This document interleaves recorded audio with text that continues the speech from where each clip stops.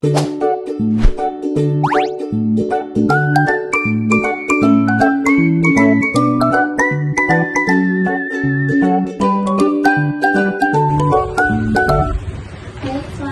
teman-teman semuanya. Selamat sore. Jadi saya ucapkan terima kasih kepada teman-teman karena sudah meluangkan waktunya untuk melakukan ujian ini sekarang. Sebelum kita mulai kegiatan kita, alangkah baiknya kita berdoa terlebih dahulu sesuai dengan kepercayaan kita masing-masing. Berdoa dimulai. Berdoa selesai. Ya, saya jelaskan sedikit tentang pengertian BKP ini ya. BKP ini itu adalah kegiatan yang akan membahas satu topik yang akan kita bahas nanti. Dan topik yang akan kita bahas itu adalah rasa capek yang tidak hilang. Apakah teman-teman semua sudah siap untuk melakukan BKP? Siap. Ya, baik, sudah siap ya semuanya. Saya mau nanya nih, kira-kira kenapa kita harus membahas topik ini? Ya, menurut saya mengapa penting membahas tentang topik ini yaitu karena rasa capek yang tidak hilang pada pasca bencana penting dibahas karena kelelahan tersebut tidak hanya bersifat fisik tetapi juga bisa menjadi tanda gangguan psikologis seperti stres pasca trauma, depresi, dan kecemasan. Membahas topik ini membantu mengenali gejala dan memberikan dukungan agar proses pemulihan fisik dan mental dapat berjalan dengan baik. Terima kasih. Ada lagi yang ingin menyampaikan? Sudah ya. Ya, kita membahas topik ini karena kita tahu setelah pasca bencana pasti kita mengalami rasa capek setelah memberes-bereskan barang yang kita bawa ya.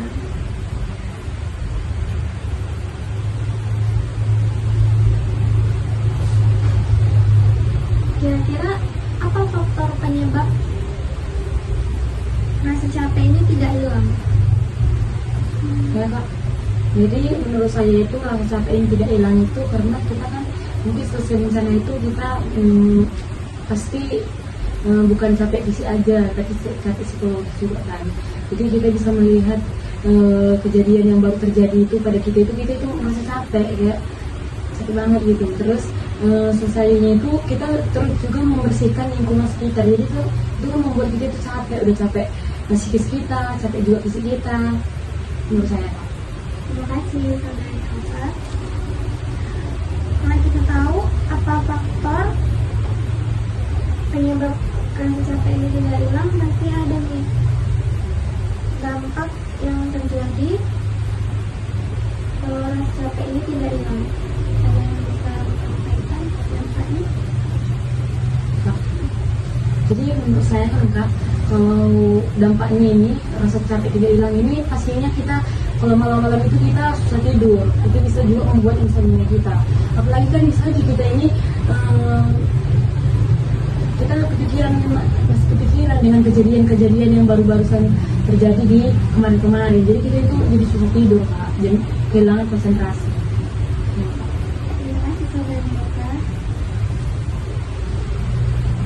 Dan dari faktor penyebabnya dan dampak pasti ada nih solusi untuk kita agar untuk menetralisir rasa capek kita untuk hilang. Mungkin ada yang bisa menyampaikan solusinya? Menurut saya solusinya itu seperti istirahat cukup dan perbaikan pola tidur ataupun perbaikan pola makan.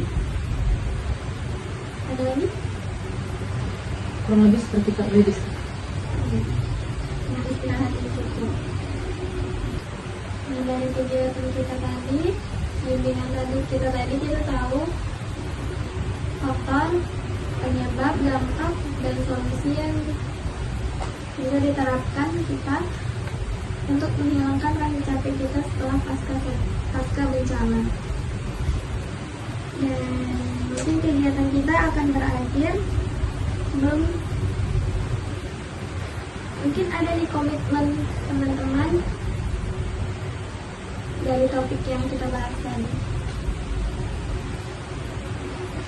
Jadi menurut saya penyelesaian itu Kak, saya udah mulai membuka diri terhadap apa yang saya rasakan. Jadi saya akan meminta bantuan juga kepada orang yang ketika saya juga merasa capek terhadap situasi dan kepada diri saya juga, saya akan meminta bantuan kepada orang sekitar. Itu menurut saya.